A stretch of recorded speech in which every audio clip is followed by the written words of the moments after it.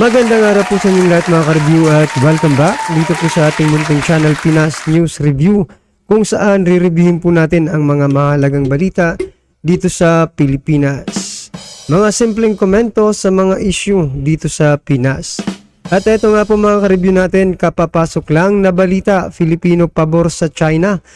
Kilala na ng pamahalaan.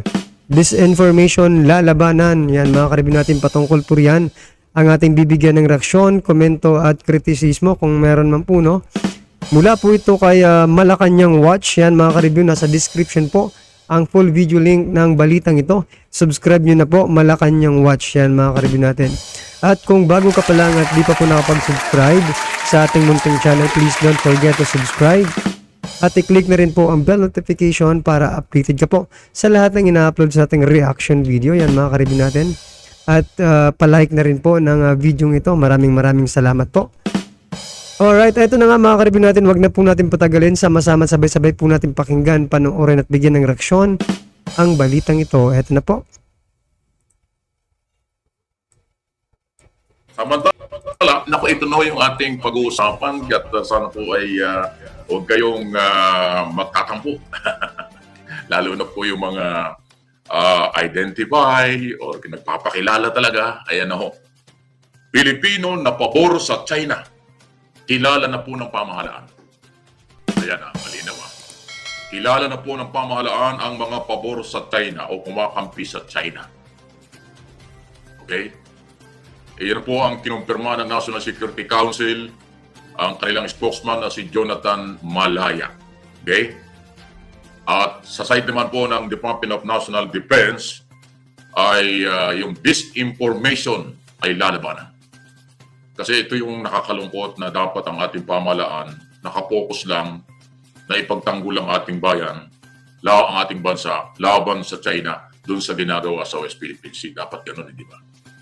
Pero ngayon ang nangyayari, nababawasan pa yung pag-focus, yung atensyon ng ating pamahalaan laban sa China dahil merong mga Pilipino na involved sa disinformation campaign ng China at nililin lang ang mga Pilipino. Yan ang nakakalungkot. Paano kaya yan? Bakit kayo ganyan? Di ba? And iparirinig ko nga sa inyo ito, mayroong maiksing portion dito kasi alam niyo si Secretary Teodoro, madalas ang interview sa media, dapat lang naman dahil siya ay Defense Secretary at saka yung mga kinaukulang iba pa. Kaya well, sana po yung mga Pilipino na pabor sa China, naging problema pa ng ating gobyerno. Tulad sinabi ko, dapat ang ating pamahalaan nakapokus kung paano ipagtanggol ang ating bansa doon sa West Philippine Sea. Pero nababawasan pa yung panahon doon dahil nga ang kanilang minomonitor ngayon ay itong mga ginagamit ng China sa disinformation sa Pilipino. At ang masakit, Pilipino pa. Wow, mga Pilipino pa ba talaga kayo? Talaga bang Pilipino kayo? O Chinese na kayo? Grabe kayo ha? Hindi na itago ni Defense Secretary. Ayan, no? Galit yung hype sa media, no? Kaya ho, hindi masisisi. Dahil nga ho sa patuloy na haharas. At saka yung resupply yung pinaghahandaan. Magsusupply ulit eh. Looking down at us and that we discussed. And so, hihimo po ang ating mga kababayan na talagang tumigil laban dito sa pag-iinsulto ng China sa ating. Lino po na nananawagan ng ating Department of National Defense na manindigan ng mga Pilipino. Di ba? Tama lang naman eh. This is all a play of the United States and that we are just marionettes or puppets o tutak ng mga Amerikano. Ang sinasabi po ni Secretary Gibo Teodoro, hindi tayo, alam mo yun, ano ba yung lingwahe nyo? Tutak. Sabihin, hindi tayo sunod. So ito lang mga ka-review natin, no? Ito lang yung masakit, no, mga ka-review natin. Kasi kapwa pa natin mga Pilipino, kapwa kababayan pa natin mga ka-review natin ang di ba, sumisira sa ating bansa. Kasi sumisira na yan mga ka-review. Bakit? Eh kung kumakampi sila sa China mga ka-review, pabor sila sa China.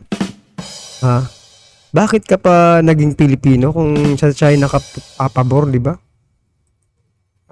Anyway mga ka-review, mayroon tayong mga opinion, no? May mga kanya-kanya tayong opinion, pero sana at the end of the day, Pilipinas pa rin ang kampihan natin. Kasi alam naman natin nasa tama tayo mga ka-review natin eh. 'Di ba? Nasa tama po ang Pilipinas. So bakit po, 'di ba? Bakit ganito ang ano nila, stand, mga ka-review natin.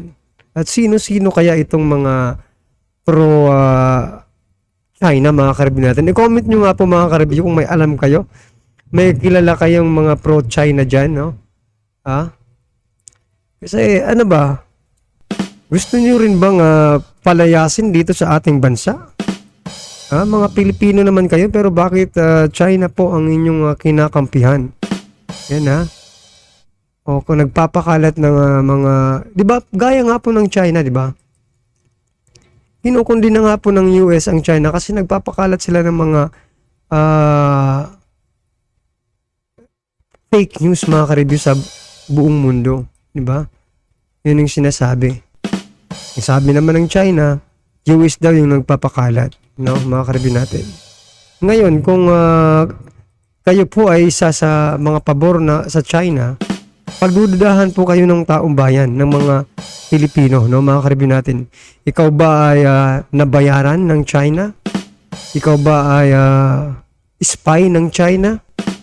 Oh, kapag ipinagpatuloy mo pa yan, mga ka-review natin, no, yung pag-against mo sa Pilipinas at pumapabor ka sa China, baka i-boycott ka rin ng taong bayan, ng mga Pilipino, no, mga ka-review natin. Hindi lang produkto ang ibuboycott, mga ka-review natin, ng ating bansa. Baka pati itong mga pro-China na okay naman maging pro-China, wag lang mag-fake news, di ba, mga ka-review natin? Disinformation, yon. So, kasi yun po yung talagang sisira, no, sa ating bansa. So, posible bang palayasin din ang mga ito, mga ka-review natin? Wag naman sana, no? O, kampihan nyo po ang sarili nyong bansa. Nako po, talaga naman, no. Yung ating mga kasundaluhan, mga ka-review, Navy, Armed Forces natin, mga ka-review, PCG, at saka mga mangingisda natin, mga ka-review, kinakawawa ng China, mga ka-review natin. Hindi po ba kayo naaawa kayong mga pro-China, di umano, mga ka-review? Kung ganun, lumayas na lang po kayo dito sa Pilipinas. Doon na kayo tumira sa China. Diba, mga ka-review natin? Oh, wag na kayong para hindi na rin kayo magbayad ng tax, diba? Kasi ginagamit lang naman sa kawalangyaan yung, diba, tax natin, mga kongresista. Well, anyway, nasisingit ko po lagi yan kasi, di ba, para mapag-usapan, di ba, mga ka-review natin. Well, anyway, mga ka-review natin, eto, patuloy po natin. Sinuran daw sa Amerika. Katunayan, di ba? Ang sinabi kahapon ni General Romeo Browner, kaya ng ating military. Mas matindi ang karanasan, yung kaalaman, karanasan at kakayanan ng ating sandatahang lakas kumpara daw sa ibang lahi. Yun ang hindi natin pwedeng i-reveal. Basta meron siyang sinabing gano'n. Mas matindi ang kaalaman ng ating mga military. Kaya hindi sila natitinag dito. Kahit kakaunti tayo, kahit kulang tayo sa facilities, pero mas madami palang alam ang ating military. Maraming natutunan na sa marami ng balikatan exercise, sa maraming pag-aaral ng ating mga sundalo sa Amerika, sa Australia, sa Europe, sa Middle East, kung saan-saan po, di ba, kung nyo mapapansin, sa nakaraang marami ng taon, ang ating mga sundalo ay nagpupunta sa iba-ibang bansa para mag-training.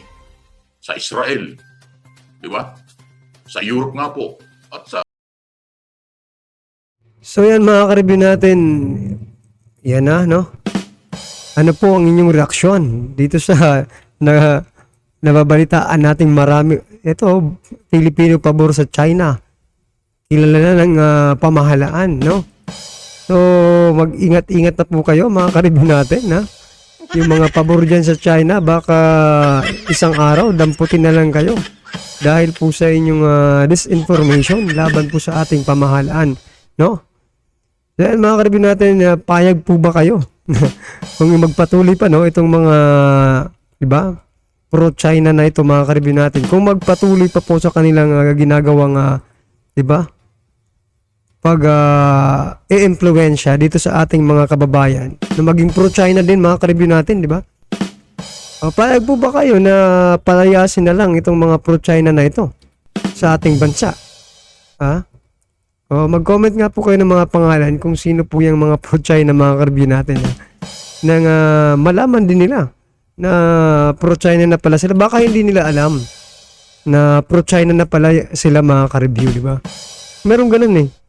Diba, nagsasalita ka kasi, di ba? Gusto mong magsalita. O, opinion mo yan eh, di ba, mga ka-review natin. Pero hindi mo na pala namamalayan na pumapabor ka na pala sa China, mga ka-review natin. No, dito po sa Pinas News Review, isa lang pong stand natin, no? Pilipino po tayo at kung ano man po ang maging desisyon ng ating pamahalaan about dyan sa West Philippine Sea, mga ka-review, yun po ang susuportahan natin kasi Pilipino po tayo, atin po ang West Philippine Sea, mga ka-review. Kaya nga Philippine kasi Pilipinas, diba? South China Sea o South China Sea, o sa kanila yon, iba yung atin, diba? Alright, mga ka-review natin, medyo napahaba na tayo, mga ka-review, at ano man po yung reaksyon, i-comment lang po sa baba para atin alam po ng ating mga kababayan ang inyong nararamdaman dito po sa balitang ito. Nako, na-booking na. Palayasin sa Pinas. Payag po ba kayo dyan? Alright, mga ka-review natin, kung bago ka pa lang at di ka po nakapag-subscribe sa ating munting channel, please don't forget to subscribe. At i-click na rin po ang bell notification para updated ka po sa lahat ng ina-upload sa ating reaction video. Yan, mga ka-review natin. At huwag din pong kalimutang mag-subscribe kay Malacanang Watch. Yan, mga ka-review natin. Nasa description po ang full video link ng balitang ito. I-subscribe nyo na po, Malacanang Watch. Maraming salamat po.